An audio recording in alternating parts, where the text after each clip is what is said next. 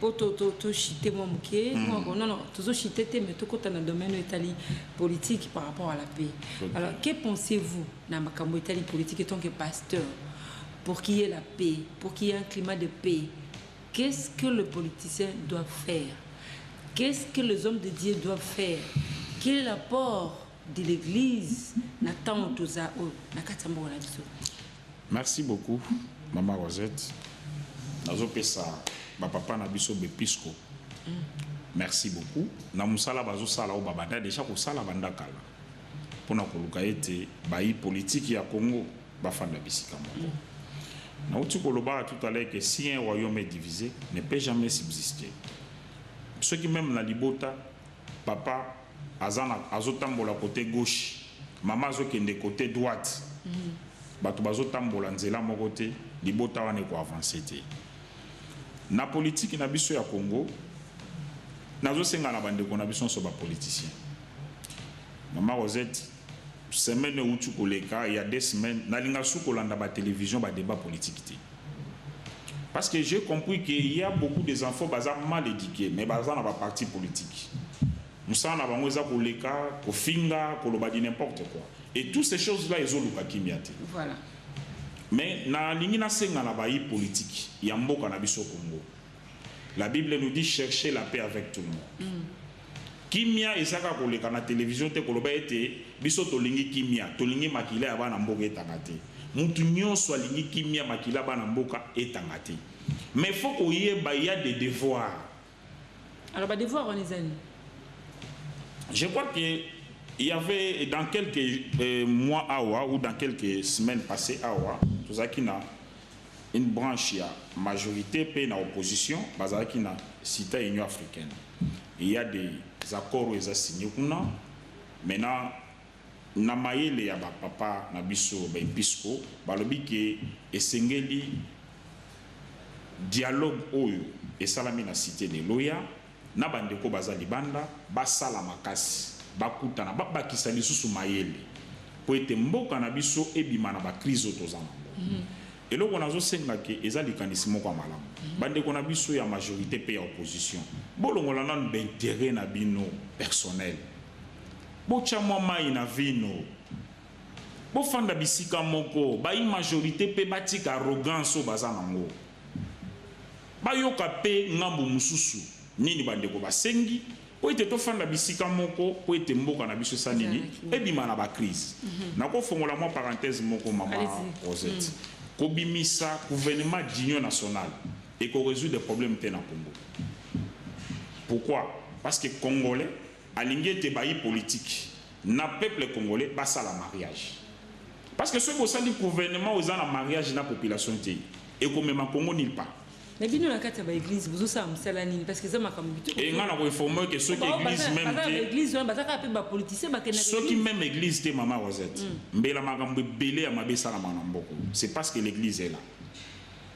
Église biso toza côté ya bato ba ko respecter ba autorité ya mboka toté ya kabatu ba ko tosa o aza mokolo supérieur na ye toté ya kabatu bazala na bolingo ya mboka oyebi lelo soko ke même na France Congo et Rolando même na France. Barobengo za congolaise. Barobenga pasteur bilaza congolais. Même les lots ceux qui congolais mon kufa bakunda na France. Na tombe na ye barokomaga congolais. Congo et Rolando partout. Mais nous devons aimer notre pays. Kolingambo kanabiso politique ya so les akotala. Ndeko na za en face difficulté za na ngopona kolongola na difficulté wana. Politique ezako kota te poko ma riche. Et ceux qui même aux riches, mais ils ont des pauvres basés, ils ont danger pour na bango. Et ngana ko senga na bayi politique, il y a majorité même il y a opposition, basangana lisusu. Baba ki se lisusu mayele. Ni ntoko ko sala po ete mboka na biso bima na ba crise. Maman Rosette, il y avait quelques jours. Et selon vous pasteur Billy, et le koni ba ko sala ba politicien, tope basala nzambe. Basangani bako sala nini pomboka ezana kimia kimia ebelema crise bima musala wana ngana webisa o même ngai pasteur Billy naza pe na ba politicien mususu mboka ona kutana na ba to pesa ka toli les années na lo baka chaque fois na politique to koza na ba divergence pasteur Billy akenda ki akota ki na politique naza candidat député provincial indépendant. Pourquoi?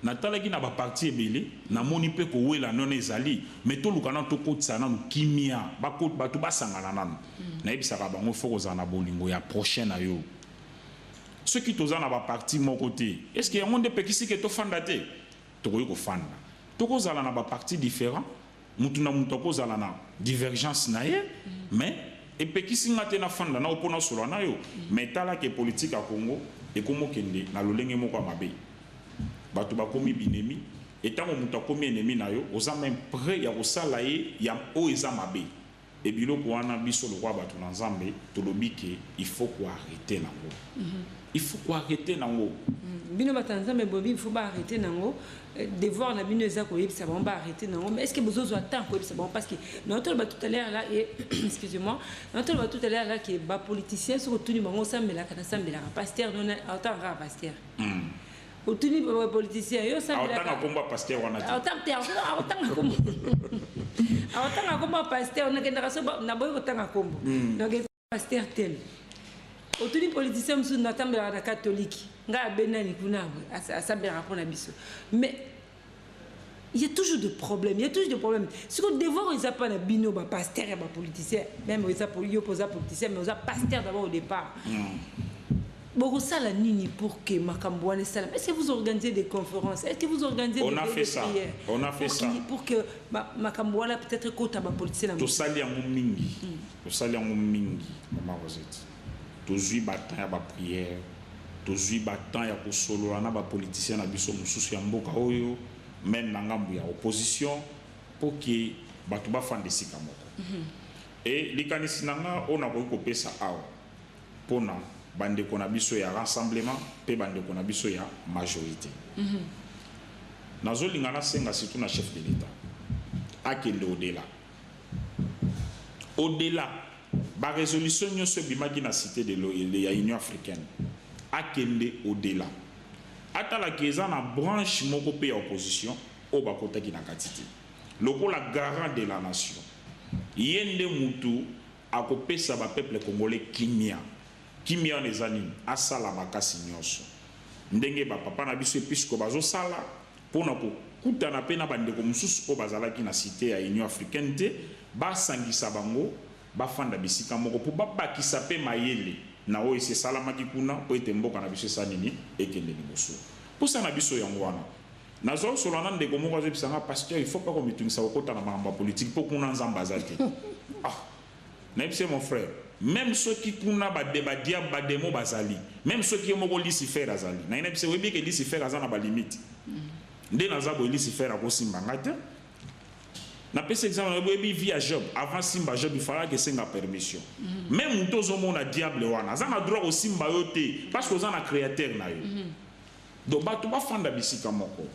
Ba luka quand même comme la biso solution moko ya malamu. Avec, mais les marches nous aussi là parce que les amalams on a télévision des marches nous cause ça là étant que pasteur besoin la corporation na bino ba plateforme PZ belé hein na kata Congo église de réveil zaliwana RC ba plateforme église ça tellement belé tout autant après ma communauté puisque faute de ce temps alors est-ce qu'il y a des marches nous cause la tête que kuta na plateforme moko bo s'organiser bon comment et beaucoup mais ça fait message voilà la source. Vous avez les conditions à Makaniseza et Belé, Maman Rosette, oh, ici, tu sali et l'équipe peut-être au Zolo Barana. Tu bandi au Salango depuis 2014. 2015. Tu as déjà coupé ça pour la Kisanabaï politique, au Bazoka Mamboka.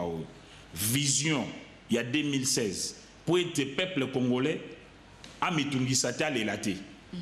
Na salake mission moko avant 2015. Dans le baki qui ce qui le non en 2015 avant 2016 que le la papa mokonzi ya mboka azuli kanisi ya malamu po ete bana mboka bafanda bisika moko mais asala yango avant 2016 mais au monaki ofandi na télévision zaka banzembo dialogue mais dialogue yango ekotaka te donc non ti eye kokota gloire à Dieu mais eye kokota oye bimi kuna bande ko belé bazoboya et na ko biso même que ba congolais pe belé bazoboya kasi on tous a besoin de kanisina pour que ya on a uti kolobaki papa mokonzi ya mboka lokola gara de la nation voilà akende au-delà ko kende au-delà eza ko l'accepter ko boya même ba intérêt na yo moko personnel ko tala ete problème ni les na mboka banani o bazana no komitungisa na benga bango to fanda bisika moko tout solo lokwa bana mboka to koza na ba divergence mais to za la binemité pourquoi koza la binémie est-ce que yo mona quitté François Hollande bengi Sarkozy bakene na funérailles ya Mandela ba fanda ki place moko mais baza ba adversaire politique mais pourquoi pas na Congo to ko kipe ko privilégier culture wana ah tozaka ah lokola nga naza chef ya majorité kuna chef ya rassemblement toko ko kutana te toko ko solo te siko bozo diriger biso comment. Merci beaucoup pasteur. Merci beaucoup. Nazo senga bango ba fan de sika moko ba solo lokola bana mboka pas la problème ni nous en mboka pour être mboka na biso et avancer. Voilà, nous avons besoin de la paix. C'est tout ça. Puisque nous parlons de la paix, c'est pourquoi tout côté dans le domaine politique, dans l'église, et puis dans la société, voilà, c'est pourquoi les pasteurs Billy, Massankazo, Fungola, Pisika, nous sommes là pour tout boucler pour moi. Au tali caméra, au bouquet au balikamuni, au zomata, au katinayo, tant qu'homme de Dieu, par rapport à Mboka, au tali kimia. Au ezako pour kiper ngaming ezakake, des grandes personnalités en Mboka na biso. Ceux qui bakutani et qu'on résout des problèmes. Prière na biso eza ya mwana. Que des grands hommes au yambo kanabiso, des grands hommes politiques yambo kanabiso bakutana. Ba fanda bisika moko ba solo là parce que ça des camps maintenant. Mutako ko ignorant wazati. Exact. Maintenant ba solo là pour être to bimana ba crise eza na mboka na biso. Et là, vous avez dit que vous avez dit que vous avez dit que les 19. Mais vous avez dit que ceux qui ont dit que vous avez dit que voilà, amen. Alors, pasteur Billy, parlons maintenant de la paix dans la plateforme. Vous avez dit que l'église, le pasteur, la République démocratique du Congo, vous avez la plateforme est belle. Oui, oui. Na siso bani otanga na invité bino pour la plateforme na bino pour bima déjà l'église de réveil pasteur Billy non tous en église de réveil évêque général oui évêque général Kankenza o ba longola ile na télé avant-hier na télévision pasteur non bon au moni ba plateforme nyonso wana et comme église nulle part c'est juste une organisation pour que ba tubaye ba quand même ko s'organiser c'est très important. Même dans le y a marché ou bien dans le entreprise, il faut que l'organisation soit là. Et l'organisation ne peut pas aider. Les lots, je vais prendre un exemple. On a dialogue, tout ça, l'église de réveil est la représenter. Mais ceux qui plateforme est athée. Donc, les pasteurs, non, il faut quand même que l'organisation soit les amabétés. Bon, Kolongola. Avec Kankenza nani kokota na ba débat wana te mutu a longoli bon je ne sais pas ce qui a zanani na pouvoir ni na longoli. Ça juste une partie à ça va serviteur de Dieu plus jeune qu'il est trop jeune qu'il est alors les gars à la télévision a vu à longoli à sous évêque général te a comme un frère. Est-ce que longoli ministère qu'est-ce qui se passe exactement là quand il y a église de réveil il y a du désordre terrible le temps qu'homme de Dieu le temps qu'il pasteur bien que tout le monde qui les a juste organisation pour aimer Mabino quand même na place moko organisation voilà. Qu'est-ce qui se passe exactement voir d'autres serviteurs de Dieu jeunes pas télémarabalo babazolo la évêque général o azu tant embelé na mambotali église na katia Congo na ngai nazonga muke maman Rosette est-ce que tu baza vraiment pour épouser source moko na évêque Kankenza ce qui réellement toza ko baza pour épouser vraiment source moko au bison so toza ko témoigner le nom de Jésus.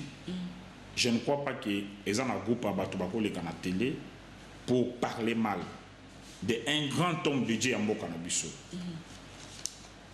Papa Nabiso Bakankenza baza bato basali musala nzambe bakasi na Mboka Nabiso. Il faut qu'on respecte bango. Malgré ma faiblesse na bango, malgré berrer na bango, il faut tout respecter bango.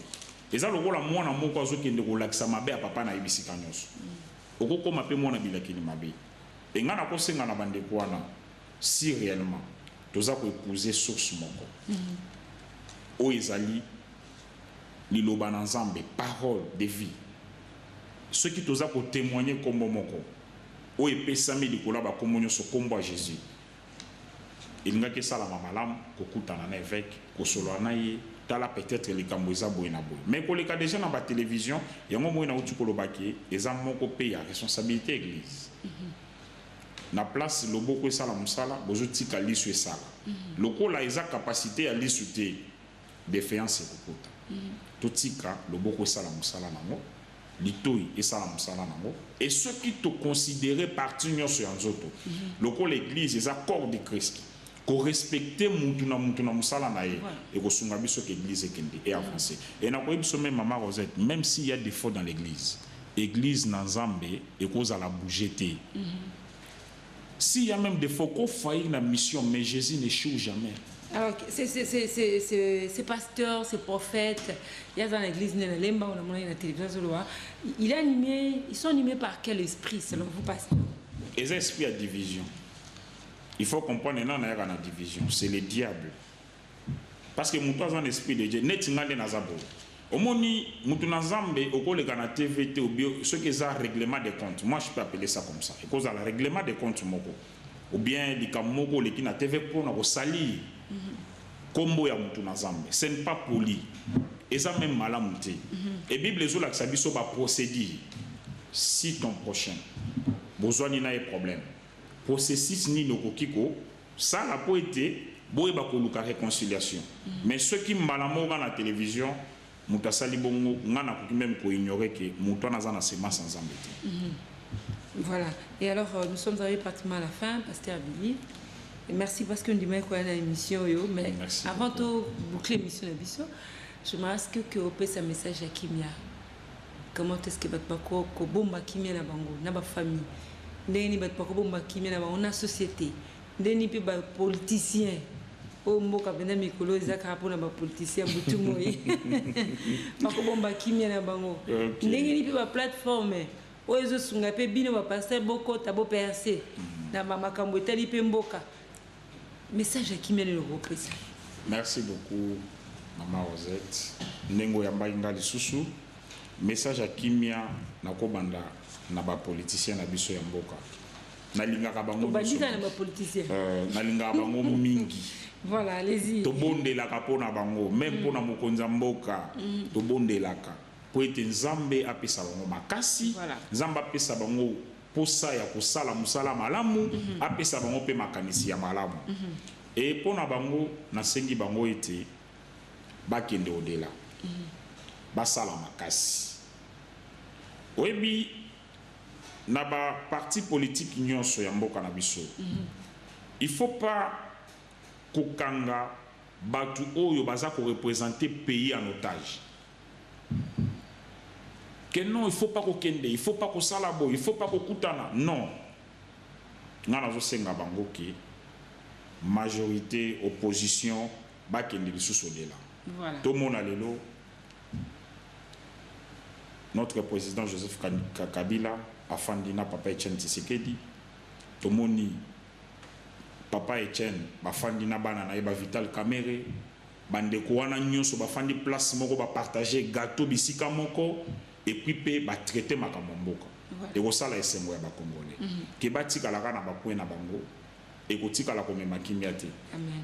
Et ceux qui balingi vraiment réellement kimia mboka ba sala effort bafanda bisika moko ngana kanisa ke mususu ke bazana mai moko e bale moko munene zokabola bango nzoke baleza na ngoti ezaka okotika na mutuka okia mususu quelque part okutani na ndeko na yo osololi na ye. Voilà. De lo na zo senga bango yango wana. Et pour na ba famille papa ta lelo zana musala te ko perdre de responsabilité na ote. Zala toujours parent. Ko perdre de responsabilité na ote pe ko perdre d'espoir na ote. Cause la te kaka que non économie en mboka na biso ezo marcher bien te, la plupart pe ya ba pays économie ezo marcher ka bien te. Maintenant Jésus tout va bien. Amen. Zoa elika na ochango na Yesu Masia, pe avec le paix que tu gagnes là, yeba ko organiser famille na yo. Et pour na ba église na biso ya Congo, elo on a ko senga ka ke bande ko nyonso pasteur, prophète, docteur, évangéliste. Tout est la parole de vie. En dehors, il y a l'Iloba Nzambe, tout même comme souté. Parce que dans la combo, nous soutenons comme la biso saligna que le nom de Jésus. Amen. Et tout est à l'Iloba Nzambe.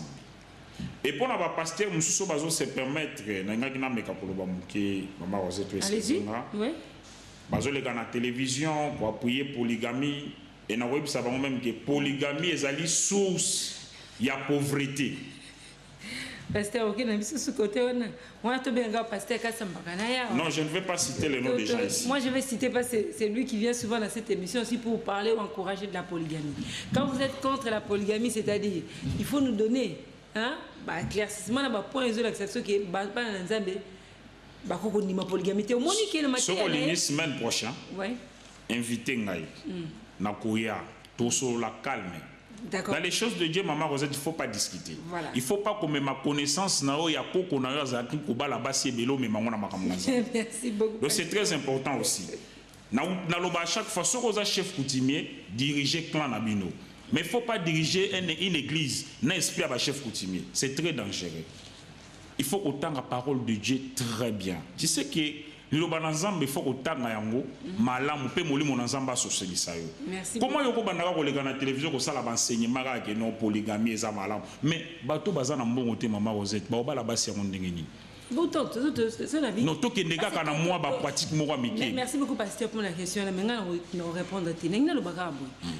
Surtout qui n'a côté polygamie. Tant yo le babon. Tant pour la vie qui n'a fiancé bien mieux son un seul époux. Tout le bani place là. Non. C'est ça. Au moni.